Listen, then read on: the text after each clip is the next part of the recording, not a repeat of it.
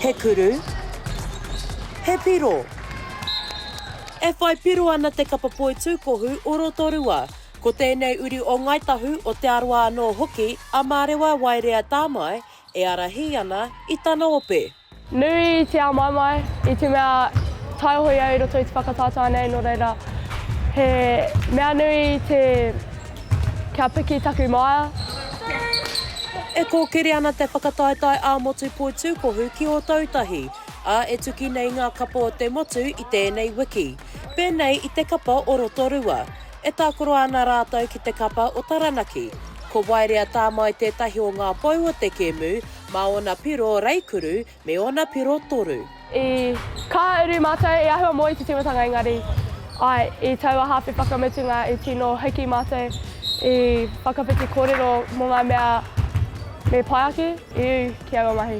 Ēnei kēmu tuatahi ko tātou a Rotorua, he te moe ngā wākatoa i aua momo hawhi tuatahi, no reira, tērā pēr, me pai ake te moe i te pō, me pai te parakuhi, me nui te parakuhi. Ko Waerea-Tamai tētahi o ngā pōtiki o te kapa, kamatu ko ia tētahi i uru atu ki te Under 16 Girls Camp o Aotearoa mo tēnei hākinakina. He āwata tēnei no mai rānō. Nā taku tai tamarikitanga au i te whirotu te ao te poitūkohu. I te rātou tonu nui a mātou whakapono ki a mātou tuakana o tā mātou kura. E nā tā mātou toa i te whakataetae nahi nara i te rātou.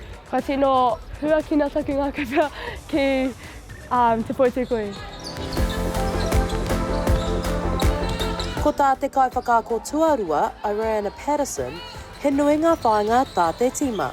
Heoi, ko te mea nui me u ki te kaupapa, me piki ngā pukinga o ngā kōtiro, he pai ki te toa, te katoa e mohio nei mātou. Te mea nui me u ki te kaupapa, me u ki te wairu o tēnei kēmu.